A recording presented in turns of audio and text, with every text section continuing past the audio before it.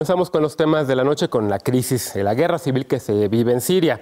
Hemos visto en las últimas horas, en efecto, imágenes terribles sobre las armas químicas, presuntamente armas químicas, porque todavía no se deciden en Naciones Unidas si fueron armas químicas o no. Pero para entender un poco el conflicto, quienes apoyan a Bashar al-Assad y quienes apoyan a las fuerzas rebeldes, veamos la siguiente gráfica en donde están un poco divididos los dos bandos del apoyo multilateral que tienen cada uno de los dos. Por un lado, aquí del lado izquierdo, el gobierno de Bashar al-Assad recibe el apoyo de Rusia, por supuesto, el presidente Vladimir Putin, quien, por cierto, bloqueó una resolución en el Consejo de Seguridad de Naciones Unidas. Recibe también el apoyo de Irán, recibe el apoyo de Líbano y de Hezbollah. Por su parte, los grupos rebeldes que intentan derrocar el gobierno de Bashar al-Assad tienen como principal aliado a Estados Unidos, pero también a Francia, al Reino Unido, a los Emiratos Árabes, Arabia Saudita, Qatar y al gobierno de Israel.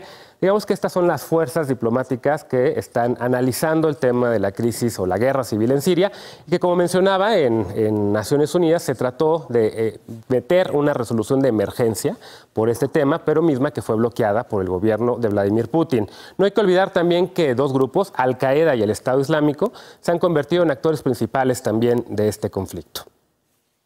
En más información de Siria, este miércoles, como mencionaba, se llevó a cabo una sesión extraordinaria del Consejo de Seguridad de Naciones Unidas para analizar el ataque que causó la muerte de al menos 70 personas.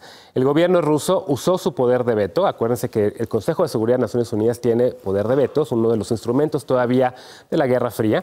Y Rusia utilizó este poder para bloquear una investigación del Consejo de Seguridad. Ya en el año 2013, Siria había firmado un compromiso para destruir su arsenal. ¿Qué fue lo que pasó? Veamos el siguiente trabajo de Fernando Rodríguez sobre los esfuerzos multilaterales contra las armas químicas.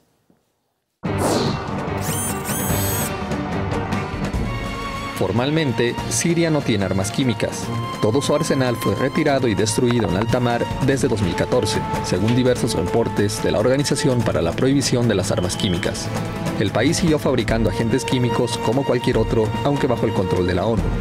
Sin embargo, este martes, un ataque en la provincia de Idlib, en la frontera con Turquía, dejó al menos 70 personas muertas, incluidos 20 niños.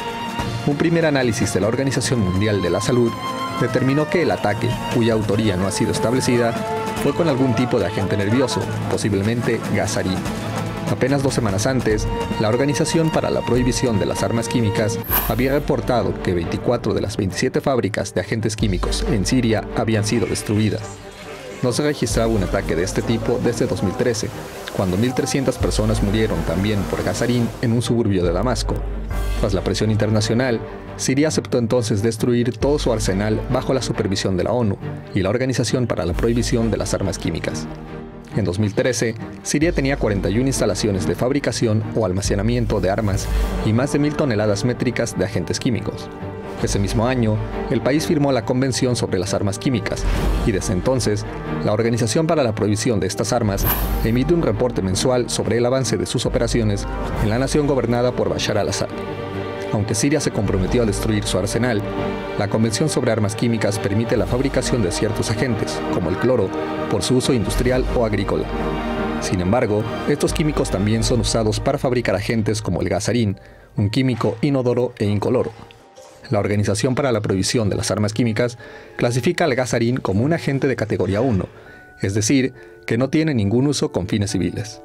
El gobierno de al-Assad ha negado su responsabilidad en el ataque del martes, mientras que Rusia, su principal aliado, señaló que el ataque fue por parte de fuerzas armadas sirias contra un almacén de grupos rebeldes, pero que no sabían que ahí se guardaban armas químicas.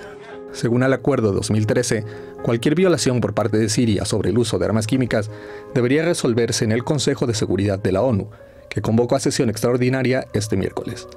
El ataque ocurrió días después de que funcionarios del gobierno estadounidense, como el secretario de Estado Rex Tillerson y la embajadora ante la ONU Nikki Haley, anunciaran que la salida de Bashar al-Assad del gobierno de Siria ya no es una prioridad para Estados Unidos. Para Foro Global, Fernando Rodríguez. Durante el gobierno de Barack Obama, la salida de Bashar al-Assad del gobierno de Siria era una prioridad y fue cambiando, y ahora con la administración de Trump, pues efectivamente ya no es una prioridad.